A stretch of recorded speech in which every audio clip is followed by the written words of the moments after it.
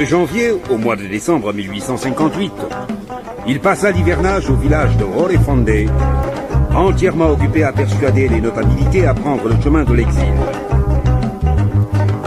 En 1859, il repart à Niolo, résolu à parachever sa mission politico-religieuse.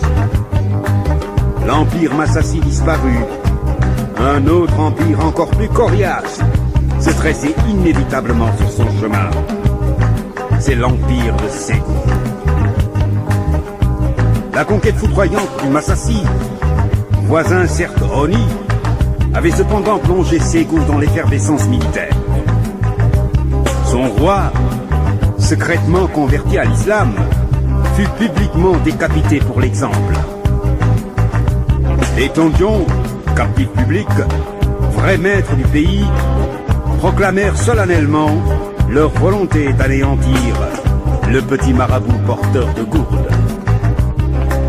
Le nouveau roi, Dina Ali, sonna la mobilisation générale. La tradition évalua l'armée rassemblée à 36 000 combattants, dont 12 000 à cheval. Il confia le commandement à son fils, avec mission de vaincre ou de périr. Force colossale, sublime et terrifiante, qui devait décider du sort de l'Empire. La gigantesque armée campa à Ouétala. Le 5 septembre 1860, El Hadji Omar apparut à Ouétala à la tête de son armée, revitalisée à Niamina, sur les bords du Niger.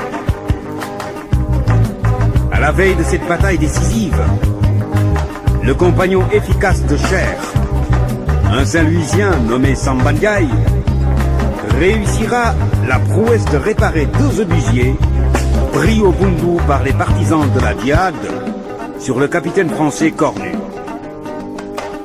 Le choc eut lieu le lendemain. L'armée musulmane se heurta à un mur de feu et de flèches.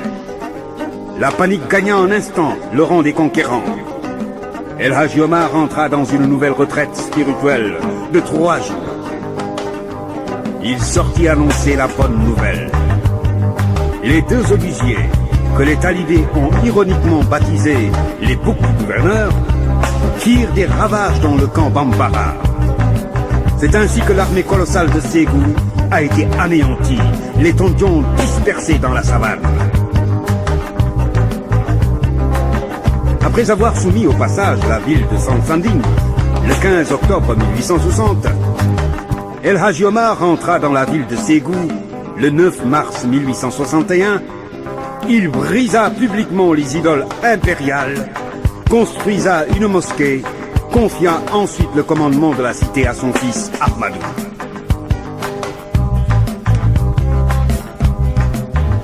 La retentissante victoire sur Ségou ébranla l'édifice géopolitique de la région.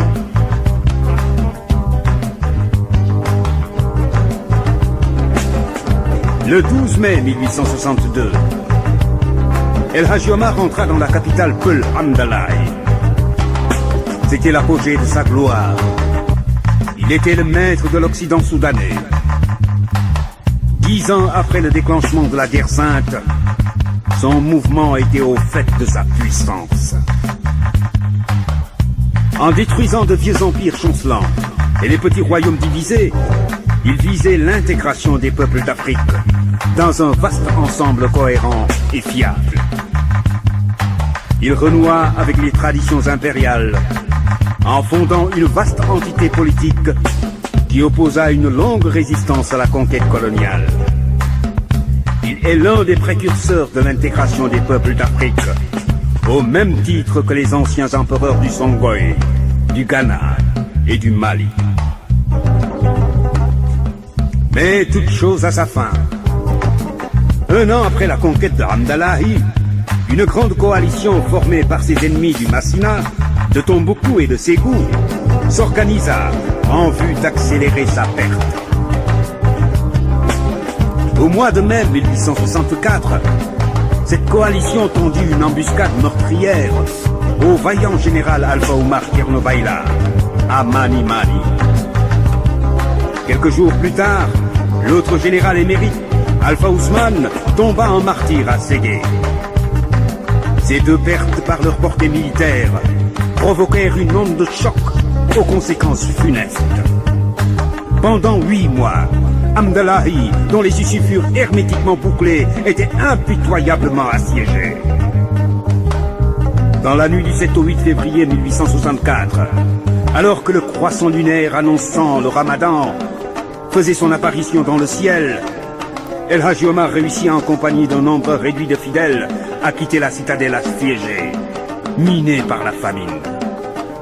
Tenant par la main ses deux fils, Maki et Hadi, il traversa l'une des portes de la ville, dévorée par les flammes. Ses compagnons et lui s'en sortirent sans aucune brûlure. Ce haut fait miraculeux fut le dernier prodige du saint de Halwa. Il alla se réfugier dans une grotte, près de Djegembere, dans la falaise de Bandiagara. Il y attendit en vain le retour de son neveu Tidiane, parti chercher des renforts. Toute chose à sa fin, il sentit que la fin était proche. Salam